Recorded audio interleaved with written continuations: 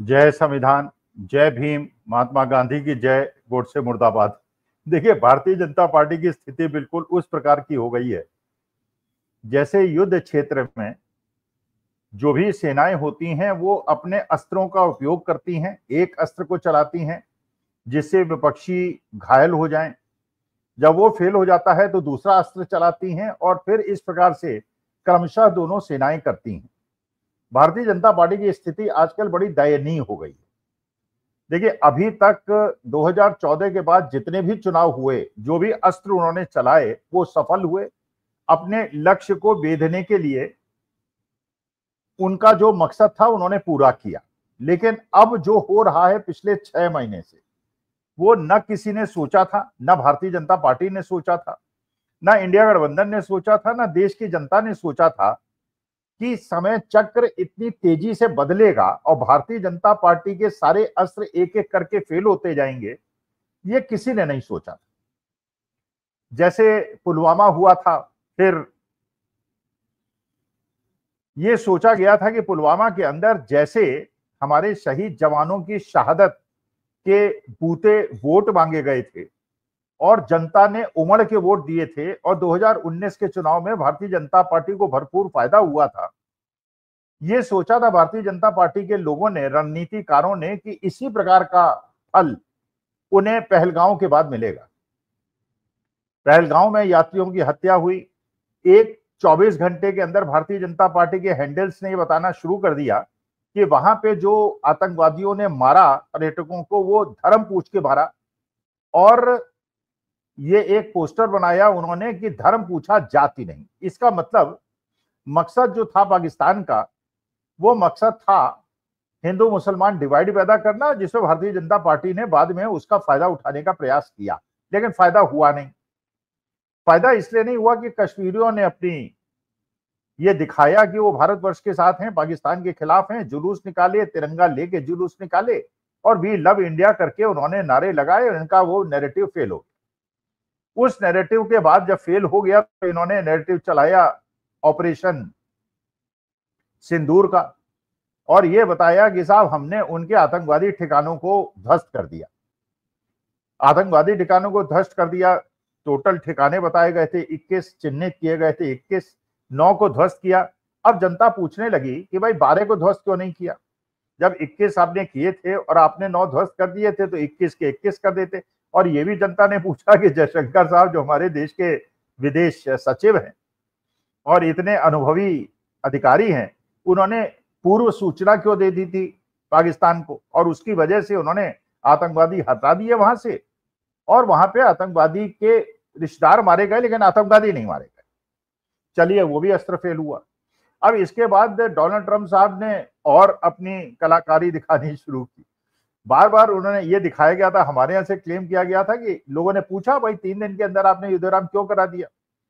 तो यहां से डीजीएमओ से कहलाया गया, विदेश सचिव से कहलाया गया कि ये जो युद्ध विराम हुआ था क्योंकि पाकिस्तान दहशत पे था, इसलिए उसने फोन किया था डीजीएमओ ने, हमारे डीजीएमओ को, और वहां पे डीजीएमओ लेवल पे युद्ध विराम हो गया।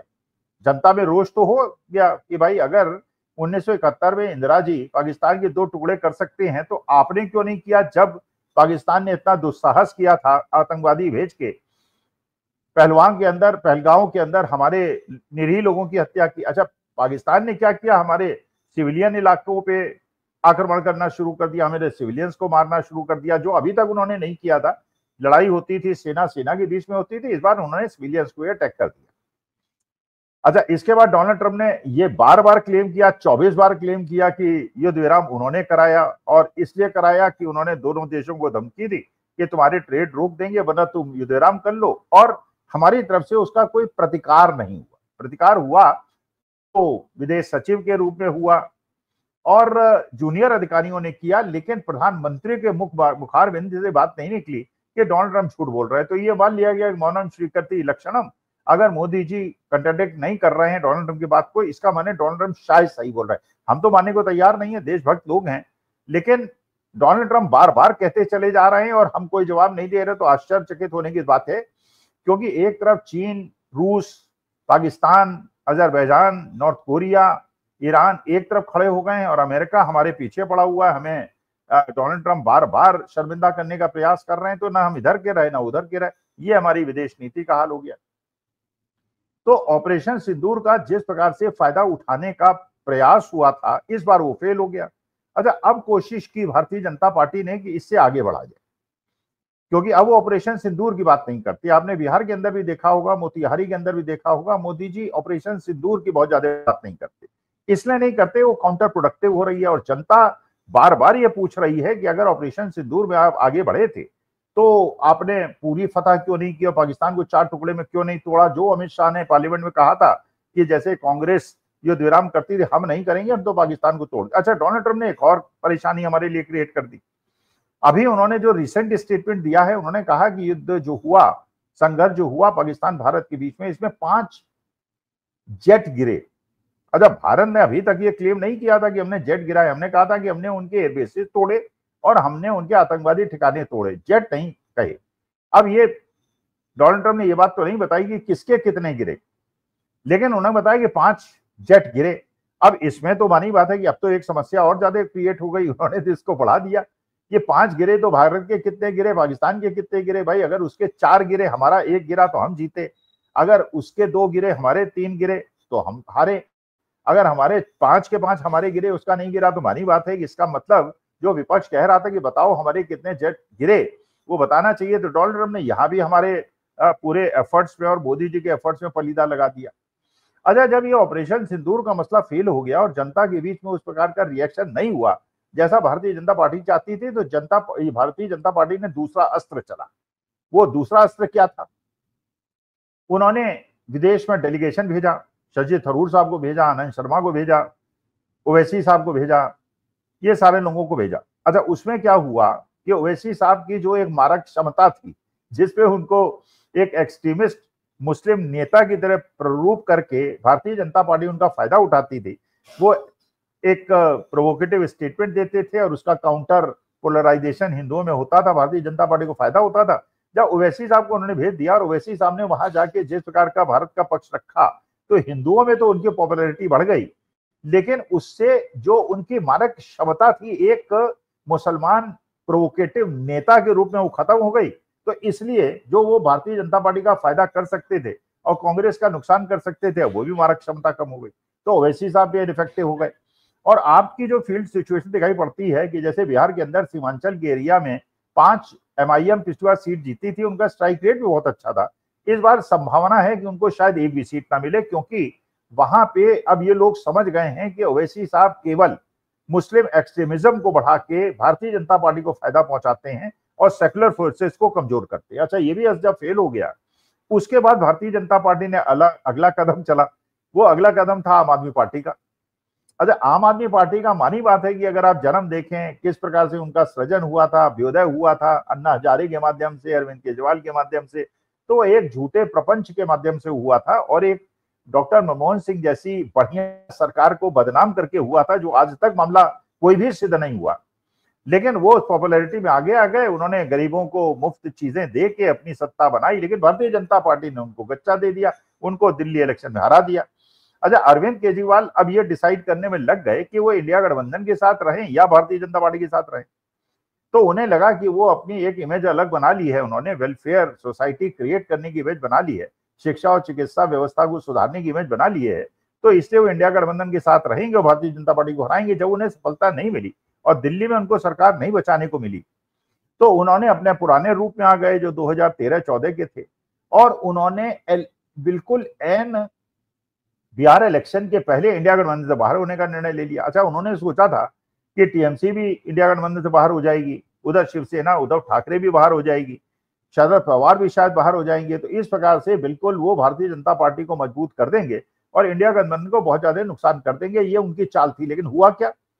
जो दिल्ली के अंदर मीटिंग हुई, उसके अंदर उद्धव ठाकरे भी आए, शरद पवार भी आए, अभिषेक बनर्जी भी आए, ममता बनर्जी के भतीजे शरद पवार, उद्धव ठाकरे। जब सारे लोग आ गए, इसका मतलब यह है कि एकमात्र पार्टी जो भारतीय जनता पार्टी की मदद करने के लिए तैयार बैठी है और जिसने एन इंडिया गठबंधन के इलेक्शन के पहले, बिहार इलेक्शन के पहले जो इंडिया गठबंधन से बाहर हुई है, तो उसकी भी जो डैमेजिंग कैपेसिटी थी वो खत्म हो गई आज के तारीख में, बल्कि आम आदमी पार्टी ने खुद अपने को डैमेज कर लिया। क्योंकि आज पूरा जनमत जो है वो भारतीय जनता पार्टी समर्थन और भारतीय जनता पार्टी विरोध के बीच में बटा हुआ है। और जब उन्हें लग रहा है कि सब लोग आज के तारीख में हर चीज को दांव पे लगा के भारतीय जनता पार्टी से संघर्ष कर रहे हैं, उस समय अगर आम आदमी पार्टी ऐन वक्त पे अपना इंडिया गठबंधन से समर्थन वापस करती है, इसका मतलब वो भारतीय जनता पार्टी को मजबूत करने का प्रयास कर रही है। और भारतीय जनता पार्टी को मजबूत करने का जो आरोप लग रहा था वो अब सिद्ध होता दिख रहा है, वरना इलेक्शन के पहले क्यों करते। भाई अगर आपको लगता है कि जब पार्लियामेंट इलेक्शन में आप लड़े थे इंडिया गठबंधन के साथ, तो उस समय अगर उससे मुद्दों में कोई बेहतरी आ गई है, लोकतंत्र और संविधान को बचाने में बेहतरी आ गई, लेकिन उसके बाद तो दिल्ली के अंदर झुग्गियां टूटी हैं। उसके बाद तो भारतीय जनता पार्टी का और ज्यादा विद्रूप रूप दिखाई पड़ा है।